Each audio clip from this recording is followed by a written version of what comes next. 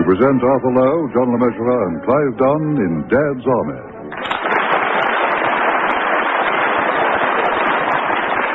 Boots, Boots, Boots, featuring John Lorry, Arnold Ridley, and Ian Lavender with this week's guest, Eric Chitty.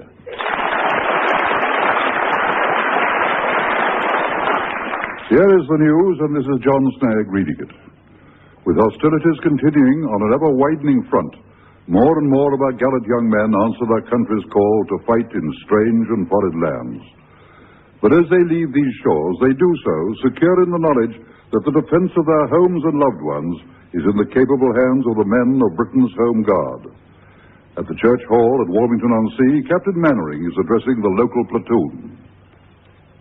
And so, to sum up, whatever mode of transport we use, be it bicycles, Jones's van, or other forms of vehicular transport, in the end, it all boils down to one thing. The 3 F's. Fast feet, functional feet, and last but not least, fit feet. Sergio without his feet is useless.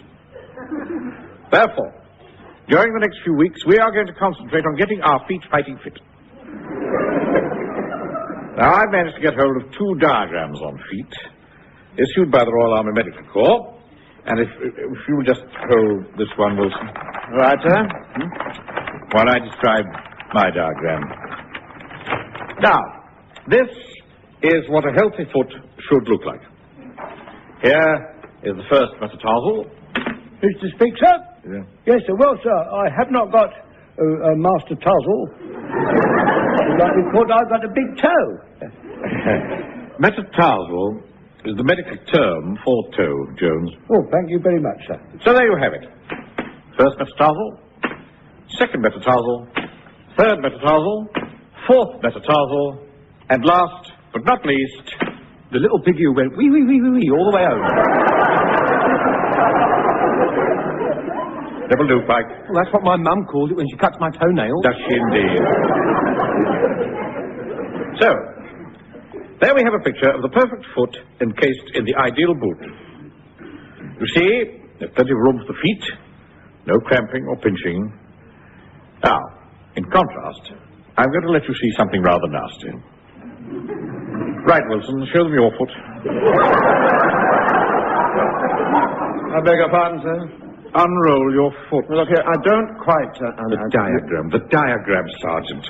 You're holding it. Oh, I see. I'm so sorry. I see. Now, you see, on Sergeant Wilson's diagram, you see what can happen to a foot in a badly fitting shoe.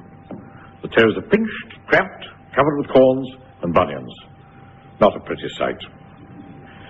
Now then, the first thing I want to do is to inspect all of you to see that your boots are fitting properly.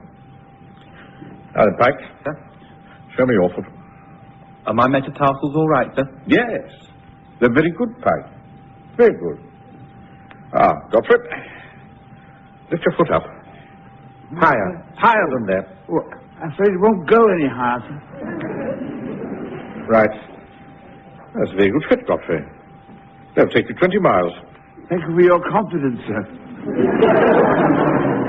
Now then, Fraser. Here we are. That boot feels a little tight to me, Fraser. No. Fine. Lift up your gaiters. Oh, is that necessary? Do as you're ordered, Fraser. Oh, there you are, then. Good heavens. Why aren't you wearing any socks? I never wear socks. A man for the healings has no need of such fancy frivolities. Up there will never mollycoddle our extremities. And if anybody makes a crack about kilts, I'll strike them down where they stand. Now, Jones. I need to worry about my feet, sir. When I was in India, my feet were the talk of the cantonment. One day I was strolling nonchalantly through Peshawar. It's a town on the northwest frontier, you know, sir. By way of the bazaar, I was on my way to the river. I espied a young native girl doing a bit of dobying. So I quickly whipped off my boots and socks to wash my feet, you understand. When suddenly the native woman started murmuring towards me. Shonda Bahara, he said. Then I noticed something I hadn't noticed before. She was stripped to the waist, sir. They do a lot of that out there, so they think... Yes, all right. Your feet certainly seem in very good condition. Yes, sir, well, I bathe them in cold tea, you see, sir. Cold tea? Yes, I learnt that in the Sudan. Always used to soak our feet in cold tea in the Sudan. What a good idea. Indian or China? Don't be insolent, Godfrey. Well, men, it's quite obvious to me that we've got to do a lot of work to bring our feet up to scratch. So starting next weekend, we're going to do a course of long route marches. Oh, no.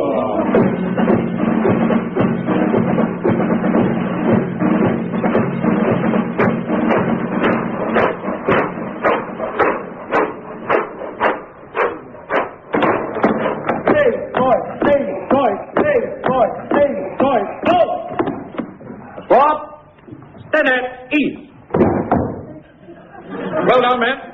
Well done. That was 5 miles yesterday and 7 miles today. Now, on the command fallout, I want you to take your boots off and have your feet ready for inspection in 5 minutes. Fall out! Wilson, come in the office a moment. Aye, sir, yes. Pass to that chair, would you? Oh, it's bitter. Good to get the weight off one's feet. Now then, Wilson, I brought you in here because... Excuse me, sir. I wonder if I might be allowed to sit down as well. Why?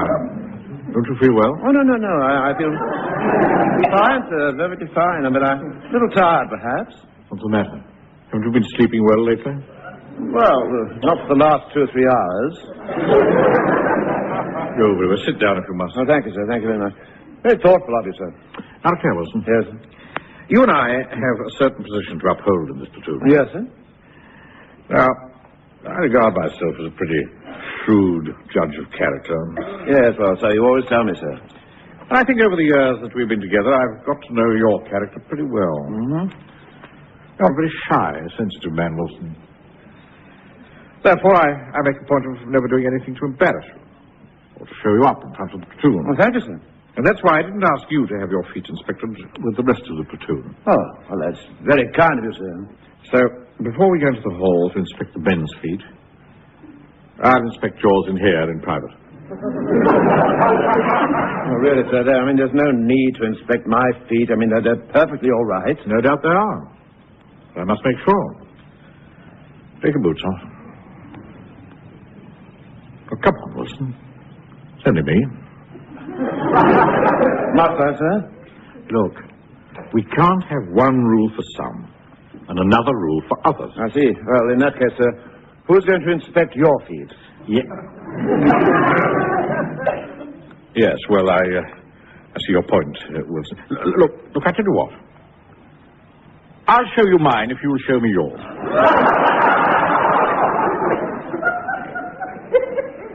Come on now. Come on, you lot. Get your boots off. Oh, my feet ain't half sore, Mr. Fraser. So are mine, son. You just have to put up with it. Oh, I hope my sister's got that nice hot busted bath ready for me to soak my feet in when I get home. Come on, get a move on. Don't make such a fuss. Well, just look at my feet, Mr. Jones, all swollen and nasty. My mum won't half be furious when she sees them. Well, come on, all lie down on your backs, the feet face the centre of the hall. Are the men ready for inspection, Jones? Yes, sir. All the feet are present and correct, sir. Good. Permission to speak, sir. Yes. I'd like to volunteer to be the first one to have his feet inspected. Very well. Now I'm going to test your reflexes by tapping the sole of your foot with my cane. Ready? Yes, sir. Go ahead, sir. I can take it, sir. Here we go, then. There. Ooh! Wow! Oh. I didn't hurt you, did I, June? No, sir. I'd like it, sir. I'd like it. Godfrey? There. Oh, it tickles. I've got rather sensitive feet, I'm afraid. Pike? There. Pike. Why have you still got your socks on? My mum says I mustn't take them off or I'll catch a cold. Oh, dash it. Better see me after the parade. Right, Fraser. There. Let me know when you're starting, sir. I've just done it. Fancy. Didn't you feel a thing? My feet have always been very tough, you see, sir, ever since I was a wee bairn on the Isle of Barra. I used to go barefoot. Yes, very well. Well, by and large, men, your feet are not bad, but we've still got a lot of work to do. So from tomorrow, I intend to embark on an even more intensive foot hardening course. What? Games of football, marching on the seashore, all in bare feet.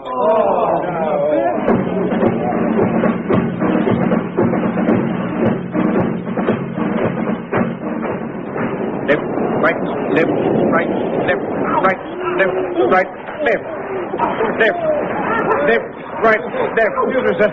Excuse me, you think it's wise, sir? I mean, all this marching with bare feet. Oh, it's all good for their souls, Wilson. You play on the words there. It's awfully good, sir. Very good indeed.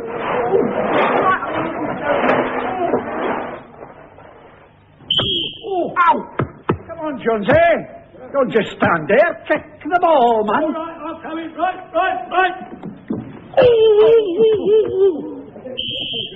Come on, Godfrey, keep up with the play. Sounded like a good game of barefoot soccer, Wilson, for tapping the toes. Quite agree, sir. Or for breaking them. Why do you always have to look on the gloomy side of things?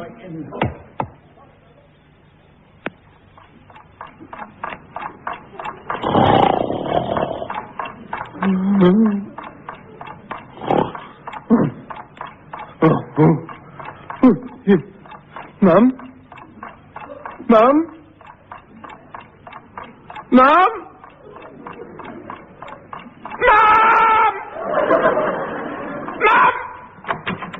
What on earth's the matter, Frank? Uncle Arthur. What are you doing here? I thought you'd gone home long ago. Yes, well, never mind that now. Why did you scream like that? I had a terrible nightmare, Uncle Arthur. Oh. I dreamt that my feet were all huge and swollen and horrible. There's nothing wrong with your feet, Frank. And do be quiet or you'll wake your mother. Yes. Uncle Arthur? Why are you wearing pyjamas? Well, you see, I missed my last bus, so I'm spending the night with on the sofa downstairs. Oh, you see. Do you think it's all that running and marching in bare feet that's given me a nightmare? Oh, well, it could be, Frank. Yes, it could be. Anyway, it's all over now, so just you go back to sleep. Uncle Arthur? Yes? How is it you heard me from all the way downstairs and Mum didn't? Her bedroom's only next door. Yes, well, I'm a very light sleeper. You see? Uncle Arthur? Yes, Frank, what is it? I've got an idea. Oh, really? Yeah, look, if Mr. Mannering's feet hurt, he wouldn't be able to take us on that route march, would he? No. No, I suppose he wouldn't. Well, why don't we buy another pair of boots exactly like Mr. Mannering's, only a bit smaller, and swap them over? Well, what a wonderful idea. That's awfully clever of you, Frank. Thank you. Now, go on. You go back to sleep. All right, then. Uncle Arthur. Yes? Good night. Good night, Frank. Uncle Arthur. What is it now? Can I have a glass of water, please? Really, Frank? Mum always gets me one. Shall I call her? No. It's all right. Quite all right. I'll get it. Kitchen water, not bathroom water.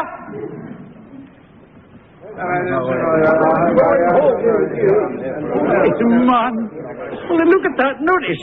Another route march on Sunday. 20 miles? Oh, this is ridiculous. We'll never make it, Mr. Fraser. It'll kill us. Oh, dear, I don't think I can take any more. Too much altogether. We'll have to put a stop to it. Can't you think of some way to get us out of it, Chop? Well, as a matter of fact, now you mention it, I have got the germ of an idea. I hope it's not catching. All we've got to do, Jonesy, is to make Captain Mannering's feet so uncomfortable that he can't march very far. How are we going to do that? Well, what we could do is to buy another pair of boots exactly like Mr. Mannering's, only a wee bit smaller, and swap them over. Mind you, they're not going to be too expensive. But he's bound to rumble it, Mr. Fraser. No, he won't know. If we go to the same shop where he always buys his boots, we'll just make the new pair look a wee bit worn, and he'll never know the difference. That's awfully clever. Bet nobody else would think of an idea like that. This is it, Sedgwick Shoe Shop. Now, just leave the talking to me. And don't forget, Godfrey, when I give you the signal, say you feel faint and want a glass of water. Yes, all right. A glass of water. Ready? Yeah, ready, Mr. Fraser. And we go then. Oh, good afternoon, gentlemen. Good afternoon, Mr. Sedgwick. My friend Mr. Jones here would like a pair of brown military boots. Are you sure you don't want black boots? Brown boots are for officers only. Well, he's going to be an officer. Aren't he, Jonesy? Yes, I'm going to be an officer. Well, they do say it's never too late. Then what size? Well, I think I'm going to be a big officer. What size boots, man? Oh, 7. Captain Mannering always buys his boots here, doesn't he? That's right. He wants the same style as Captain Mannering has. Don't you, Jonesy? Yes, I want the same style as Captain Mannering, yes. Right. Let me have a look. Oh, by the way, how much are they? 35 shillings a pair. 35 shillings? That's 7 shillings each. We're ruined. There you are. Look, Mr. Godfrey's not well. Can I have a glass of water, please? Oh, yes, sir. I'll go through to the back and get you one. Won't be a minute. He's gone. Back, Jones. We're going to change these over for smaller size than Mr. Mannering takes. One size smaller. Right. What size does Mr. Mannering take? He takes a... Do you know, I don't know. What size boots does Mr. Mannering take, Godfrey? He takes 42 short in suits and 15 collar and shirts for that. I don't know his shoe size. Let me think now. Now, as soon as Sedgwick comes back with a glass of water, drink it quickly, Godfrey, and ask for another. Oh, very well. Well, there you are, sir. I'm sorry you're not feeling well. Oh, thank you.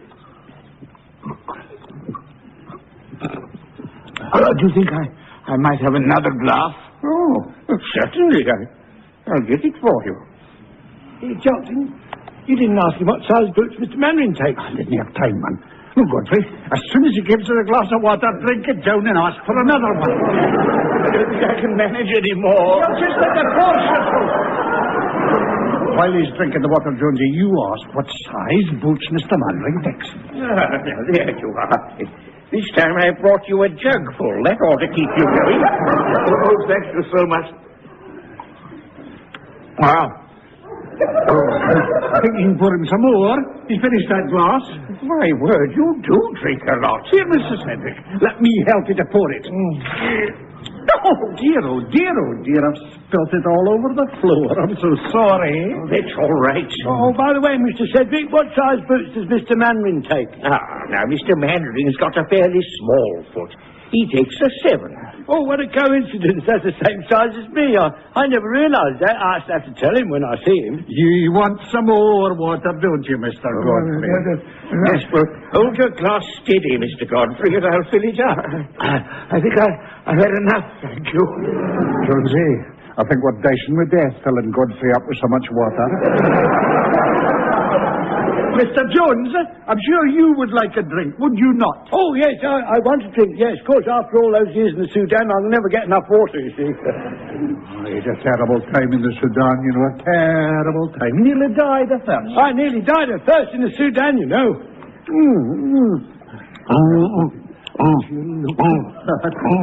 They've drunk a whole drink of water, and I didn't have any. All this drinking has made me thirsty. Could you go and get me some, Mr. Sedgwick? All right. I shan't be a minute. Good. Now, quick, Jones, get over to the shelves. We want a size 6. Yes, size 6. Don't panic, size 6. Size 6. Go on. I can't find any.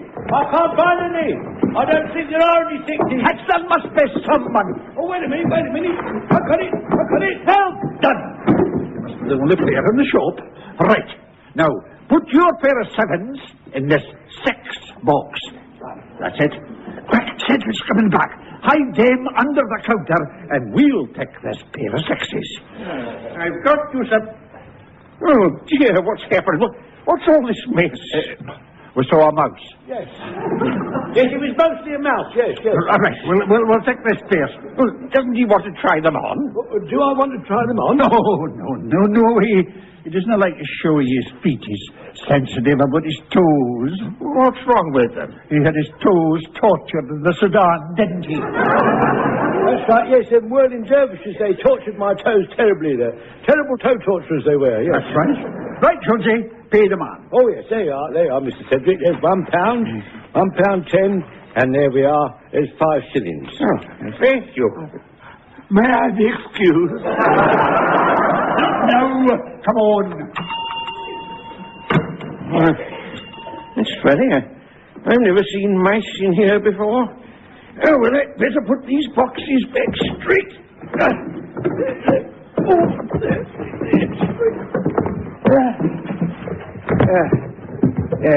There we are. Yes, that's the shelves. All neat and tidy again.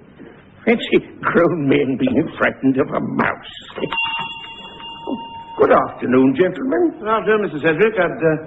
I'd like a pair of brown boots for this young man here. Brown, eh? Is he going to be an officer as well? What? Well, the only officers are allowed to wear brown boots, you know. Oh, are they? Yes, well, yes, of course. I mean, yes. Yes, he's going to be an officer. Aren't you, Frank? What? Oh, yes, I expect so. He's a bit young for an officer. Yes, well, he's awfully keen. I bet you're a proud father. I don't quite follow you. Well, your son becoming an officer. Yeah, well, he's not. He's not my son. That's funny. I could have sworn... Would you mind showing us the boots? Oh, yes, I'm so sorry. Thank you. What size does the young man take? Oh, 9s, please. 9s. Now, let me see. I want the same sort that Mr. Mannering always has. Oh, doesn't everybody? Here we are. Size 9. Oh, dear. That's all, but I really must sit down. Oh, that's better. Will 1 glass be sufficient? 1 glass of water. You're feeling faint, aren't you? That is awfully clever of you. How did you guess? I'll get it. Won't be a minute. All right. Quick, Frank. Yes? Change these for a 6. Right. Hang on. But I can't find a 6. Yes, well, use the ladder and try the shelves higher up. I'll look down here. All right. Hang on. 7, 8, no, 12. I don't think there are any 6s. Well, there must be. Get higher up then. Look, Mum will be furious with you making me do this. Come on. You know I can't stand right. I'll get terrible verdigris. All right, Frank. Come down now. I found a box of 6s. Oh, dear. They were hidden under the counter. Here we are. Oh, good heavens. What's happened? What did we do? We saw a mouse. I thought perhaps you might. That's why I brought the cat back with me.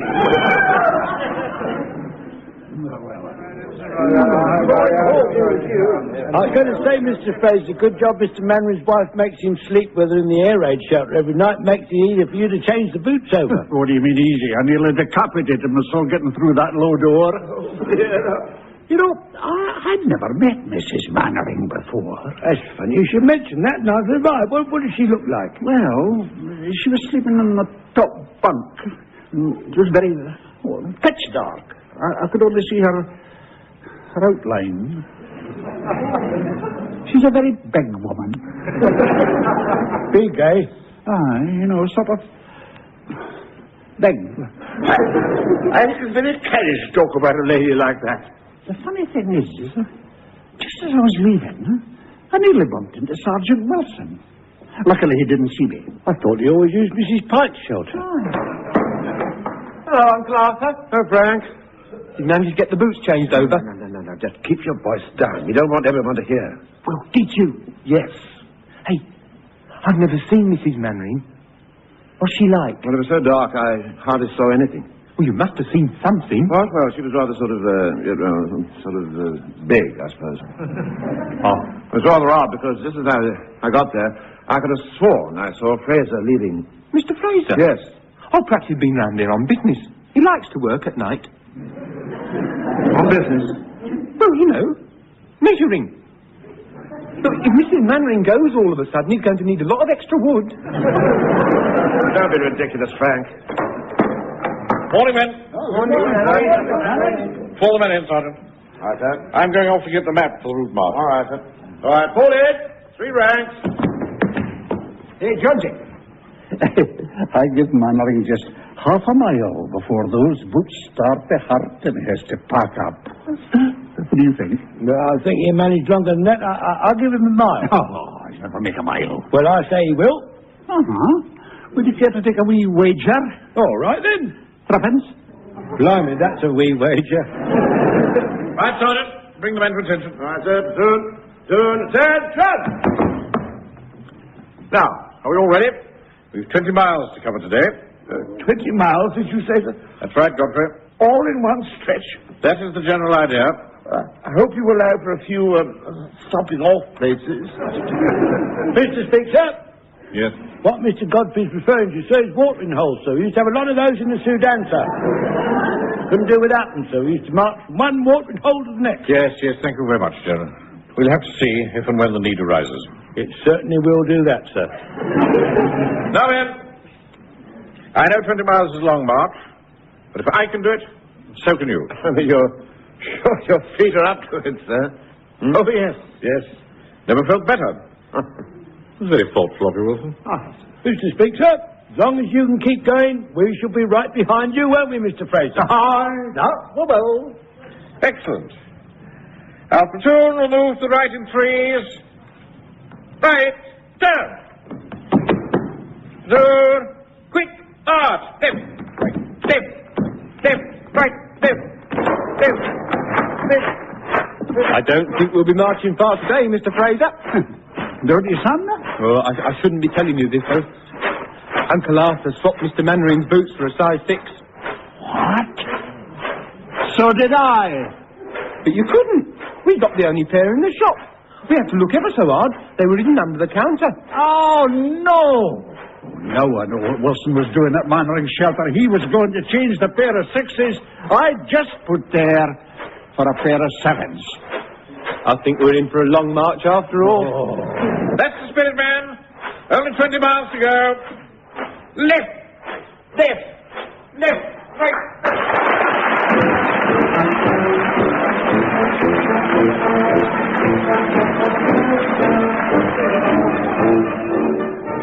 In that episode of Dad's Army, based on the original television series by Jimmy Perry and David Croft, you heard Arthur Lowe as Captain Mannering, John LeMessurier as Sergeant Wilson, Clive Dunn, Corporal Jones, John Lorry, Private Fraser, Arnold Ridley, Private Godfrey, Ian Lavender, Private Pike, and Eric Chitty as Mr. Sedgwick.